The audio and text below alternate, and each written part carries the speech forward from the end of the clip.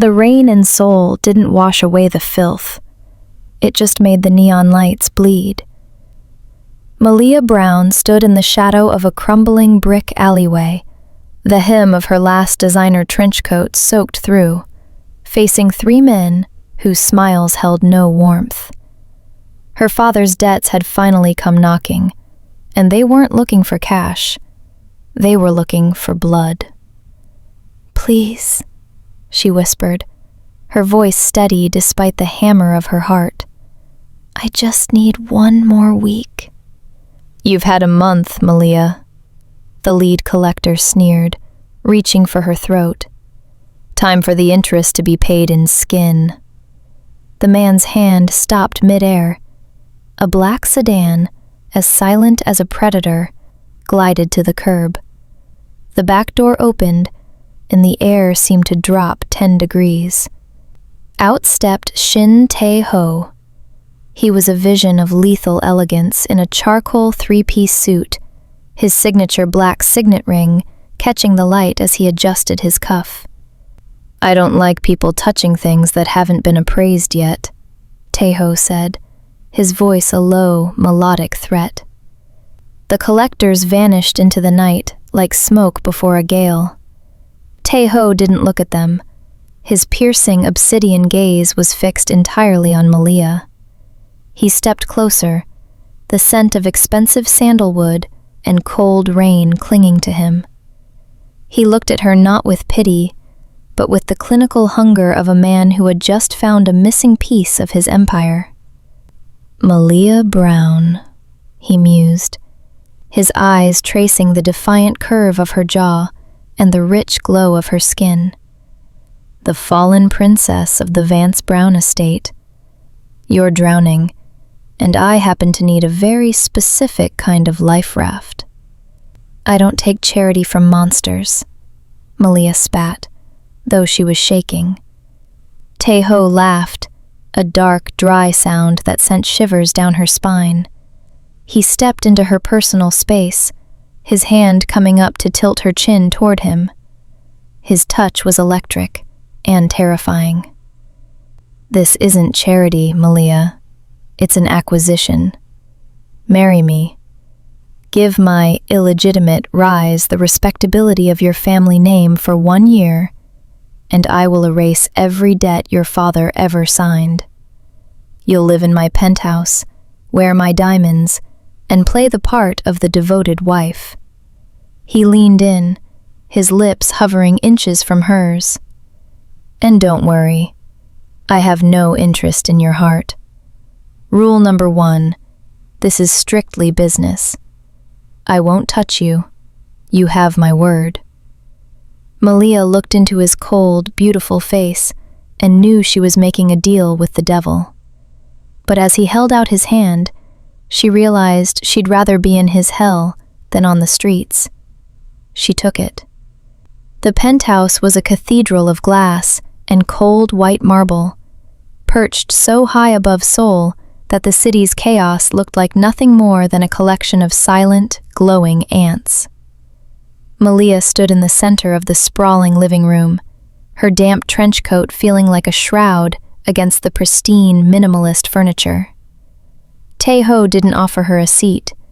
He walked to a sleek mahogany desk and tossed a thick sheaf of papers onto the surface. "Read it.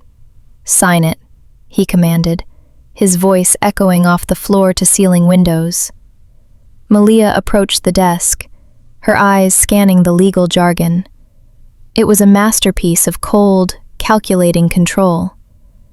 Asset management, non-disclosure agreements, and public optics. It wasn't a marriage certificate, it was a merger. "You've clearly thought of everything," Malia said, her voice laced with a bitterness she couldn't hide. "What happens if I break a rule?" Tae-ho stepped around the desk, his presence filling the space until Malia felt the sudden, desperate urge to back away.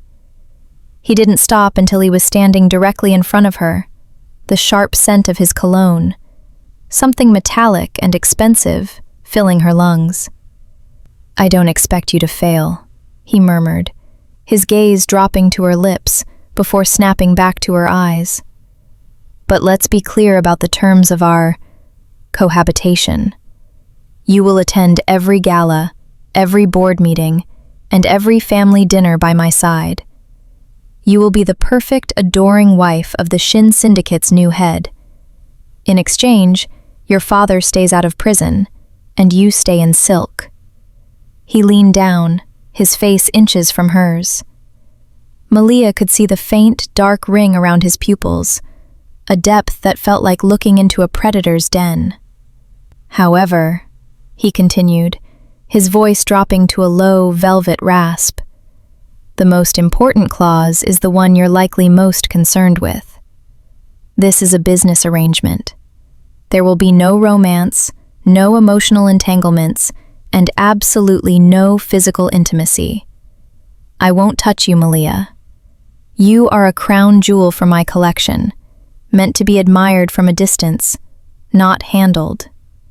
Malia felt a strange, traitorous prickle of heat at his words. His rejection was exactly what she wanted, yet the way he said it, as if touching her would be a chore he was avoiding, stung her pride. She reached for the fountain pen on the desk, her fingers trembling slightly. I can live with that, she whispered, meeting his icy stare. I've never been much for being handled, anyway. She scrawled her name at the bottom of the page. Tae-ho watched the ink dry, a slow, predatory smirk tugging at the corner of his mouth. He took the pen from her, his fingers deliberately avoiding hers by a fraction of an inch, yet the air between them practically hummed with a friction that had nothing to do with business. Welcome to the family, Mrs. Shin, he said, the title sounding like both a promise and a threat. Try not to get too comfortable in your cage. The flash of 1,000 cameras was more blinding than the diamonds weighing down Malia's neck, a rhythmic strobe light that turned the grand cathedral into a surreal, high-fashion battlefield. As the heavy doors swung open, the collective gasp of Seoul's elite echoed through the rafters. Malia stood there, a vision of defiant beauty in a custom lace gown that clung to her curves like a second skin, her golden brown shoulders shimmering under the vaulted lights. To the world watching the live broadcast, she was the luckiest woman alive, the bride who had tamed the untouchable Shin Tae-ho. Tae-ho waited at the altar, looking like a dark prince in a midnight black tuxedo. His face was a mask of serene, adoring perfection. But as Malia reached him and placed her hand in his, she felt the truth. His palm was cool, his grip firm and clinical. He wasn't a groom. He was an actor, reaching the climax of a multi-billion-dollar performance. Smile, Malia, he whispered, the words barely a vibration against her ear as they turned to face the priest. The shareholders need to believe you're breathless with love, not terror. I'm an artist, Tae-ho, she hissed back through a tight, practiced smile. I know how to fake a masterpiece. The ceremony was a blur of ancient traditions and modern extravagance. When the time came for the kiss, the air in the cathedral seemed to thin. Tae-ho leaned in, his hand cupping her jaw with a tenderness that looked breathtaking on screen. His thumb brushed her lower lip, a phantom touch that made her skin ignite despite her resolve. For a split second, as his lips hovered a hair's breadth from hers, she saw a flash of something primal in his obsidian eyes, a flicker of hunger that wasn't in the script. Then, he pressed his lips to hers. It was brief, disciplined, and utterly hollow, yet the heat of it lingered like a brand. The reception was no different, a glittering cage of champagne toasts and forced dances. But the moment the heavy doors of their private bridal suite clicked shut, the perfect couple disintegrated. Tae-ho immediately unknotted his silk tie, the mask of the adoring husband falling away to reveal the cold, exhausted predator beneath. He didn't look at her as he poured a glass of amber whiskey. "The performance was adequate," he said, his voice flat, stripping the magic from the night. "Your jewelry is in the safe. Don't forget to return the necklace to the vault before morning." Malia stood in the center of the room, the heavy train of her dress feeling like lead. "Is that it? No thank you for saving your reputation?" Tae-ho paused, glass halfway to his lips. He turned, his gaze raking over her, from the crown of her head to the hem of her gown, with a sudden, sharp intensity that made her breath hitch. The tension in the room shifted, turning from cold, professional distance to something thick, dark, and suffocating. "You did your job, Mrs. Shin," he rasped, his eyes lingering on the pulse jumping in her throat. "Don't confuse the costume for the reality. Go to bed." Separately. The penthouse was no longer a palace. It was a fortress of secrets, and Malia was beginning to realize she was the only one without a key. For weeks, she had lived a life of hollow luxury, wearing gowns that cost more than her father's house, and attending dinners where the smiles were as sharp as the steak knives. But the silence of the Shin estate was a lie. It was a silence earned through fear, and the cracks in the veneer were starting to show. It happened at 3 a.m, the hour when the city's heart stops beating and the monsters come out to play. Unable to sleep, Malia paced the dark corridors until a sliver of light beneath the library door caught her eye. She pushed it open, expecting to find Tae-ho hunched over a laptop. Instead, she found the reality of the man she had married. The air in the room was thick with the copper tang of blood and the bitter scent of expensive tobacco. Tae-ho sat behind his desk, his white dress shirt unbuttoned at the collar, and his sleeves rolled up to reveal muscular forearms. He wasn't looking at spreadsheets.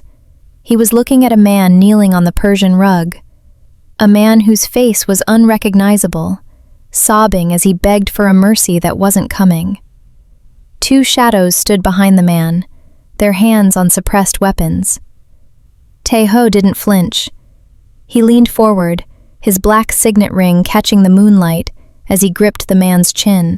"I don't care about the money," Tae-ho whispered, his voice a terrifying melodic purr. "I care about the disrespect. You stole from my wife's charity fund. You made her look weak. And in my world, what is hers is an extension of me." Malia gasped, the sound echoing in the stillness. Tae-ho's head snapped toward the door. In an instant, the cold businessman vanished, replaced by a predator whose obsidian eyes burned with a lethal, ancient fire. He stood up, stepping over the weeping man, as if he were nothing more than a stain on the carpet. "Get out, Malia," he commanded. The velvet was gone from his voice, replaced by a jagged edge that made her skin crawl. You're a monster," she breathed, her back hitting the cold hallway wall as he stalked toward her. He didn't stop until he had her pinned against the doorframe, his presence overwhelming and dark. He smelled of iron and smoke, his chest heaving with a violent adrenaline. He reached out, his thumb tracing the line of her jaw with a possessive, terrifying heat. "I told you this was a business arrangement," he rasped, his eyes dropping to her trembling lips. "This is the business, Malia. I am the wall between you and the animals. Don't look behind the curtain again unless you're prepared to see the blood it takes to keep you in silk." The charity gala at the Shilla Hotel was a sea of porcelain skin and whispered prejudices, a world where Malia's presence was treated as a fascinating, temporary anomaly. She wore a gown of deep emerald silk that complemented the warm glow of her skin, her curls styled in a regal halo that defied the rigid expectations of the room. Beside her, Tae-ho was the perfect statue of icy indifference, his hand resting lightly, professionally, on the small of her back. The peace shattered near the champagne fountain. Choi Ji-hoon, the pampered heir to a rival shipping conglomerate, leaned against a marble pillar, his eyes tracking Malia with a sneer that didn't reach his mouth. "I must admit, Tae-ho, your taste in exotics is bold," Choi drawled, loud enough for the surrounding circle to fall silent. "But everyone knows a stray dog doesn't become a purebred just because you put a diamond collar on it. Where did you find her? Or did she just wander into the syndicate looking for a handout?" The air in the ballroom didn't just chill, it turned to liquid nitrogen. Malia felt the insult like a physical slap, her fingers tightening around the stem of her glass. She opened her mouth to deliver a cutting retort, but she never got the chance. Tae-ho moved with a speed that made the room blur. One moment he was a calm businessman. The next, he had Choi by the throat, slamming the heavier man into the stone pillar with a sickening thud. The sound of shattering crystal echoed as Choi's glass hit the floor. Tae-ho didn't use a weapon. He used his hands, the massive, scarred hands of a man who had built his empire on bone and grit. "Say it again," Tae-ho hissed, his voice a low, vibrating growl that sent guests scrambling backward in terror. He leaned in close, his face a mask of such raw, murderous fury that even Malia trembled. "Tell me again what you think of my wife." "Tae-ho, stop! You'll kill him!" someone shouted. But Tae-ho didn't listen. He tightened his grip, his obsidian eyes burning with a dark, terrifying protectiveness. "She is a Shin," Tae-ho rasped, his thumb pressing into Choi's windpipe until the man's face turned a bruised purple. "And in this city, that means she is God. If you even breathe in her direction again, I won't just take your tongue. I'll burn your father's legacy to ash while you watch." He dropped Choi like a piece of trash. Without a word, he turned and gripped Malia's hand, not with the light touch of a business partner, but with the crushing, desperate possessiveness of a man who had finally realized his property had become his soul. He led her out of the hall, his pulse thundering through his palm, the first real crack in his cold facade glowing like a wildfire. The sky over Seoul had turned into a screaming white abyss, a blizzard rattling the floor-to-ceiling windows of the penthouse until the glass hummed with the cold. Inside, the sleek, minimalist paradise had become a tomb of ice. The central heating had failed an hour ago, and the backup generators were struggling just to keep the lights flickering. Malia sat on the edge of the expansive sofa, wrapped in a cashmere throw that did nothing to stop the violent shivering racking her frame. Tae-ho emerged from the darkened hallway, his silhouette tall and imposing in the dim emergency lighting. He had discarded his suit jacket, wearing only a thin black henley that clung to the hard planes of his chest.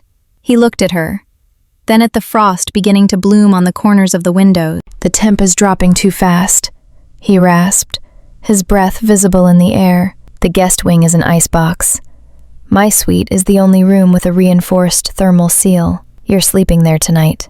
"I can handle the cold, Tae-ho," Malia managed, through chattering teeth, her pride still stinging from the raw violence of the gala.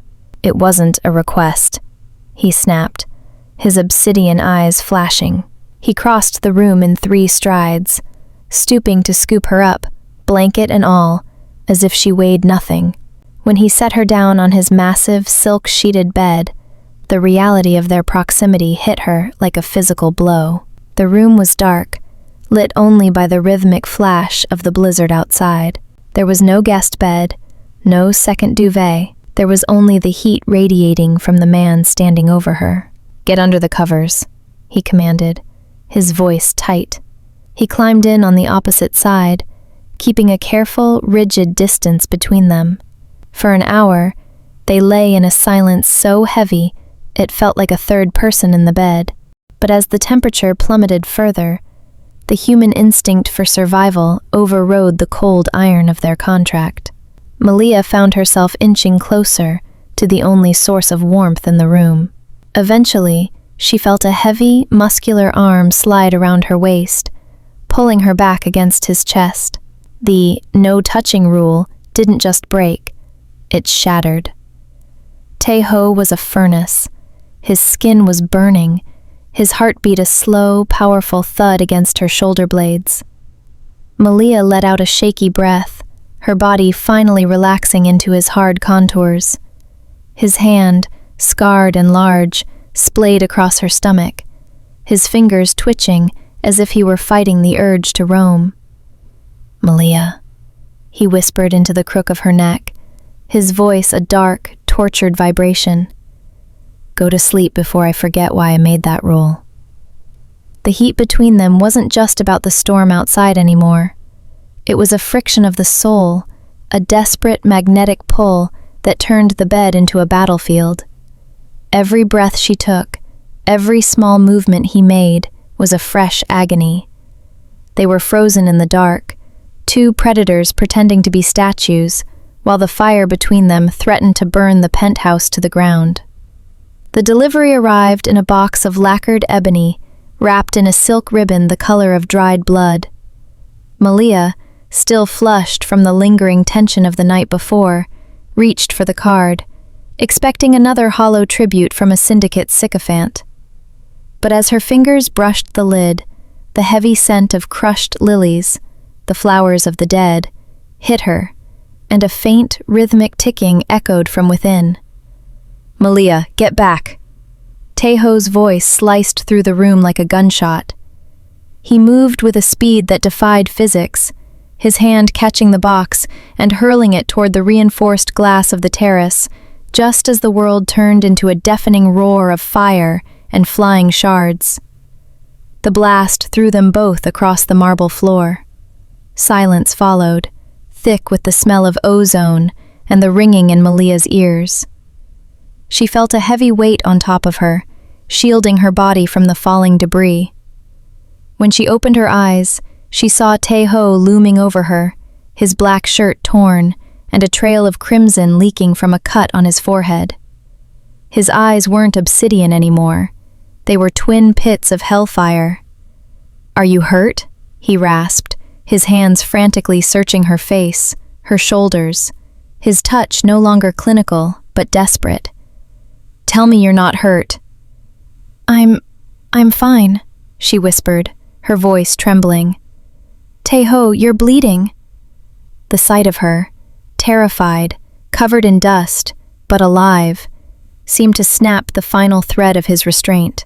The adrenaline of the near miss crashed into the months of suppressed hunger, creating a volatile cocktail of raw emotion. He let out a low, guttural sound, his fingers tangling in her hair as he pulled her up to meet him. "I almost lost you," he growled, the words vibrating against her lips. "I spent my whole life building a world where nothing could touch me, and then you walked in with that defiant look in your eyes and made me weak." He didn't wait for her to answer. He claimed her mouth with a ferocity that tasted of salt, iron, and a desperate, terrifying need. This wasn't the disciplined kiss of their wedding. This was a reclamation. His hands were everywhere, mapping her curves, gripping her waist as if he were trying to weld her body to his. The business arrangement was a casualty of the blast, nothing more than ash and smoke. Malia wrapped her arms around his neck, pulling him closer, her own heart hammering a frantic rhythm against his. The danger outside was nothing compared to the fire inside him. In the wreckage of their penthouse, surrounded by the ruins of his control, Tae-ho stopped being a king and became a man who would burn the world down just to keep her warmth against his skin. The wreckage of the explosion lay forgotten in the shadows of the hallway, as Tae-ho hauled Malia into his bedroom, the door slamming shut with a finality that echoed like a gunshot. The emergency lights bathed the room in a deep, pulsating red, casting long, jagged shadows across his face. He didn't let go of her. His grip on her waist was bruising, a silent testament to the terror that had just ripped through him. "You said you wouldn't touch me," Malia panted, her back hitting the silk-covered wall, her heart hammering against her ribs. You said it was just business. Rule number 1, Tae-ho.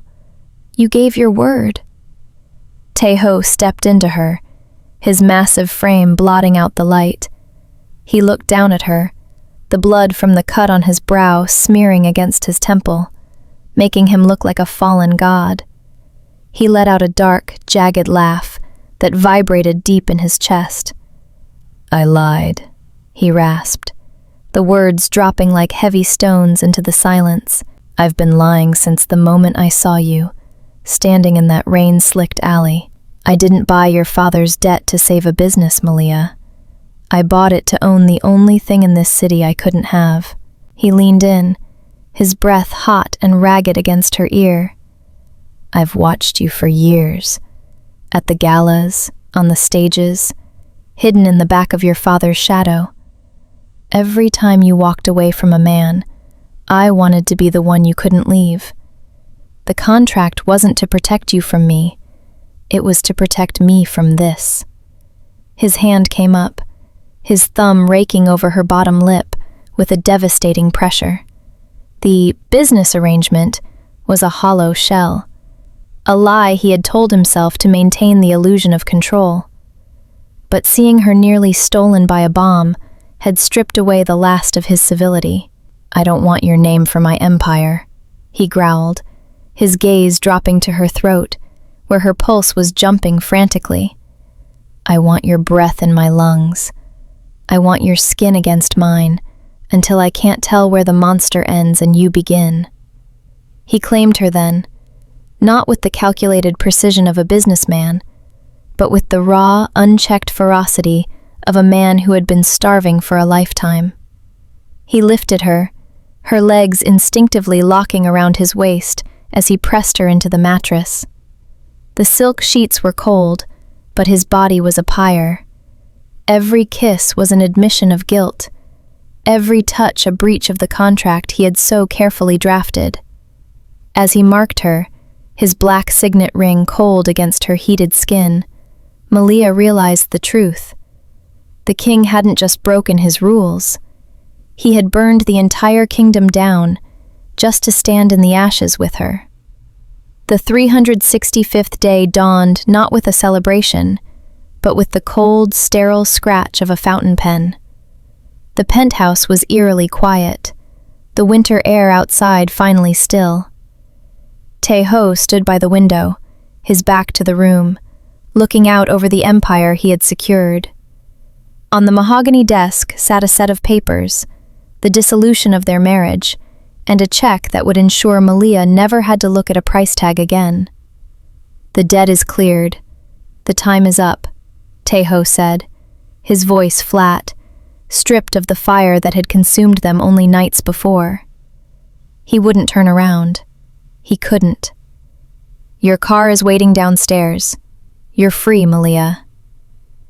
Malia looked at the papers, then at the broad, rigid shoulders of the man she had come to know as both a monster and a savior. The freedom he was offering felt like a death sentence. She didn't reach for the pen. Instead, she walked toward him, her footsteps silent on the marble, until she was standing directly behind him. Is that what you want? She asked, her voice steady. To go back to being a ghost in a suit? I am what I am, he rasped, finally turning. His eyes were haunted, the obsidian clouded with a grief he refused to name. You deserve a life that doesn't smell like gunpowder. Go, before I lose my mind and beg you to stay. I don't want a life without the smell of gunpowder, if it means I don't have you, Malia countered, stepping into his space, her eyes burning with a newfound authority. She reached into her silk robe and pulled out a small, encrypted drive, the evidence of the internal coup she had uncovered while he was busy protecting her. And you're going to need more than a plea to stay. You're going to need a queen. The shift in the room was instantaneous. Tae-ho looked at the drive, then at the woman standing before him with the ferocity of a goddess, the realization that she had been playing the game alongside him, protecting his flank while he shielded her heart, shattered the last of his reservations. The board members, he murmured, a dark, lethal smirk playing on his lips as he realized the depth of the betrayal she had unearthed. They think I'm distracted by you. Let them think it, Malia whispered, her hand sliding up his chest to rest over his thundering heart. Let's show them what happens when you try to take what belongs to us. Tae-ho didn't sign the papers. He tore them in half, the sound of ripping parchment punctuating the end of the contract and the beginning of a reign.